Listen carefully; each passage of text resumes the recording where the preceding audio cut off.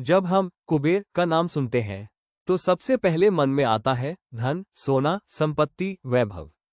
पर क्या आपने कभी सोचा है कि कुबेर केवल धन के देवता नहीं है, बल्कि एक आदर्श नेता के प्रतीक भी है?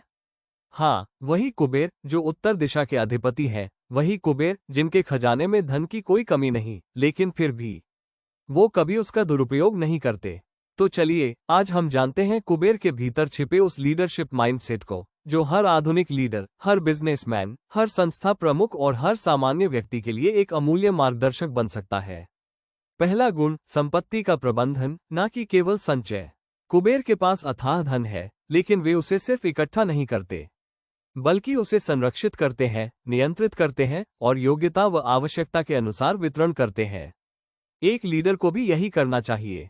संसाधनों का बुद्धिमत्ता से प्रबंधन, न कि सिर्फ शो ऑफ या भोग के लिए उपयोग। दूसरा गुण, उत्तर दिशा का प्रतीक, दिशा और निर्णय क्षमता। उत्तर दिशा का अर्थ है स्थायित्व, स्पष्टता और दिशा बोध। कुबेर एक ऐसे लीडर हैं जो अपनी टीम को सही दिशा में आगे बढ़ाते हैं। आज के कॉर्पोरेट, सामाजिक या राष्ट्रीय नेतृत्व में ये दृष्टिकोण अनिवार्य है, सिर्फ आगे बढ़ना नहीं, सही दिशा में बढ़ना।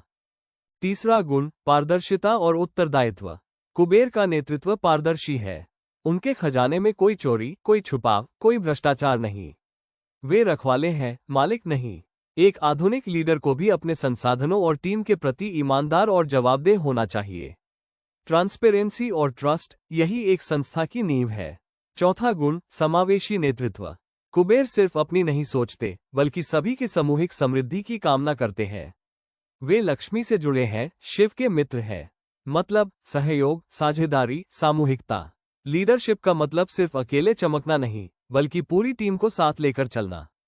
पांचवा गुण, न्याय और विवेक आधारित वितरण। कुबेर संपत्ति को योग्यता के आधार पर बांटते हैं। वो दिखावा नहीं करते, भेदभाव नहीं करते। वे योग्य को योग्य सम्मान देने के पक्षधर हैं। एक अच्छा लीडर भी वही है जो अपने लोगों को उचित अवसर, विकास की राह और सम्मान दे। छठा गुण, सुरक्षा और स्थिरता की भावना।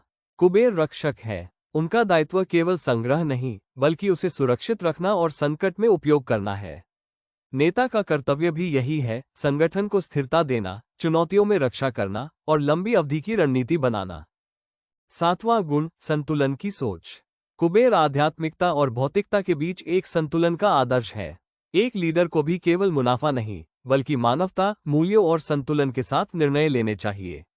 प्रॉफिट के साथ पर्पस जरूरी है। आठवां गुण, दृष्टि और दीर्घकालिक सोच। कुबेर कोई तात्कालिक लीडर नहीं है, वे दीर्घकालिक सोच वाले देवता है, जिनका नेतृत्व आने वाले युगों तक प्रासंगिक रहेगा। आज के नेतृत्व को भी विजनरी बनना है। सिर्फ आज की समस्या हल नहीं करनी, बल्कि आने वाले कल की तैयारी करनी है।